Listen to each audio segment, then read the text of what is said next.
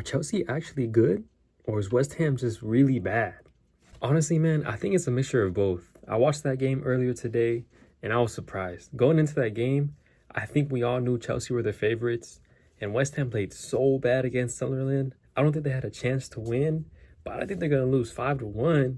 But this really shows how bad West Ham really is. I'm not sure really where to start this video. I don't know if I should compliment Chelsea or I should talk about West Ham and their struggles. I think we should start with the elephant in the room. So let's talk about West Ham. Now, obviously, I predicted West Ham to finish 16th. I think they're going to just avoid relegation just by a smidge. But honestly, these last 2 weeks, I don't know, man. They might get relegated. And the thing is, they have quality players. Lucas Paqueta, Jared Bowen, Folkrig, Tobito in defense. They have a solid team. James Ward-Prowse. They have good players. But the team itself is trash. Like, I'm sorry for not using a better word, but they're trash. Honestly, obviously we knew they weren't good, but I didn't think they were this bad. And one thing that made me sad watching the game, you know when a team loses and you just feel sad? That's how you know they're trash. The whole team morale just looks so, they just look so out of it.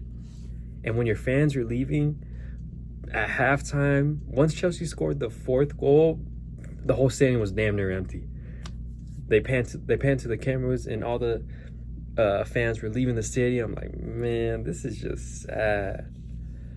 It's embarrassing. Like I said in my Spurs as a Arsenal video, it's embarrassing, bruh. Every club in London is just embarrassing. Yeah, that was bad. Obviously, it was the Friday match in the Prem, so there's always going to be a lot of eyes. The game started pretty well. West Ham were staying in their low block. Graham Potter actually set them up decently well. Chelsea really couldn't penetrate, and the reason why West Ham got their goal was it was Chalobah. He played the ball to Esteval. He tried to do a little flick around. I don't know who the midfielder was, but he tried to do a flick. It didn't work out. West Ham's left back, I think Diouf is his name, played the ball to Paqueta, and Paqueta had space to run. It looked like he didn't have too many options, but the only option he did have was to shoot. And he shot it top bins, and honestly, I don't think Robert Sanchez was expecting that. When you watch the replay, I don't even know what that dive was. He wasn't expecting it, but it was a good shot nonetheless. And when I saw that, I said, okay, West Ham might do something this game. Maybe last game was a fluke. Maybe they're going to be able to get back on track. I don't think they're going to win this game, but maybe they might be able to force a draw, make it competitive. But after that, man, it was bad. It was bad. Let me not get too ahead of myself. It wasn't that bad. Just after the goal, obviously, West Ham has a bit of the momentum. They stayed in their low block. They were hard to penetrate, and Chelsea was having difficulties. And I forget how Chelsea's first goal came about.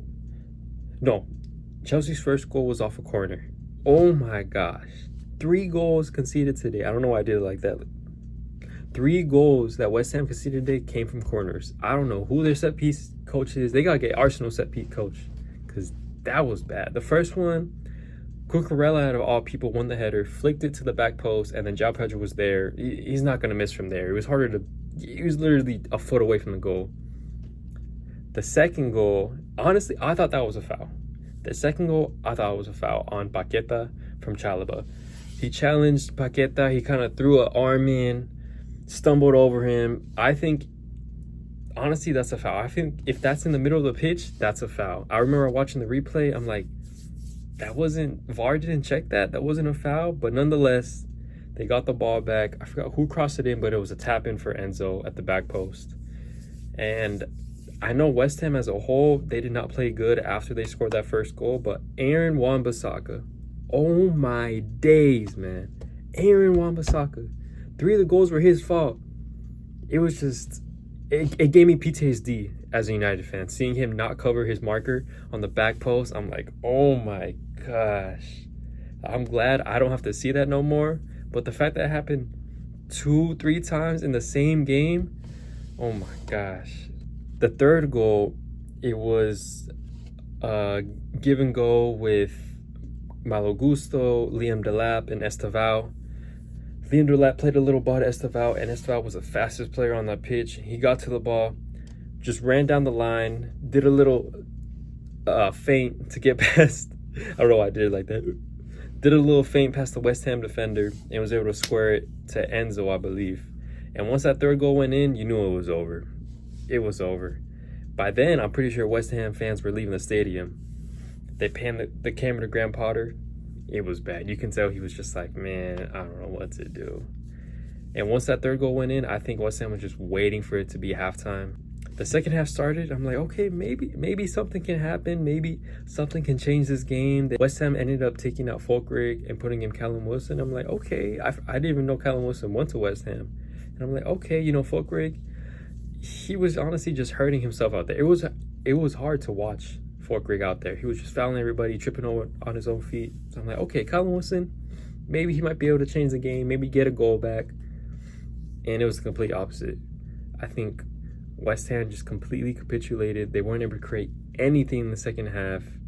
And mainly the rest of Chelsea's goals, the 2 goals that they scored in the second half were 2 corner mistakes. I don't know what the keeper was doing, and I don't know what the marking was, but it was just too easy. It was just child's play. Like, the goal that the goal that Caicedo and Chalobah scored, I was just like, those goals really went in a Premier League match, in a professional football match at the highest level. Like, this is the game I'm watching. It was bad. It was bad. I'll be very surprised. Look, I don't think West Ham are that ruthless to get rid of Graham Potter, say, tomorrow or this week. But he's definitely on the hot seat. 8 goals conceded, right? Yeah, 8 goals conceded in 2 Premier League matches. That's crazy. And yeah, I'll be surprised if Graham Potter if he makes it even close to December. Man, he might be sacked next week. We'll see. But that was crazy. That was embarrassing. That was one of the most one-sided games I've seen in a while.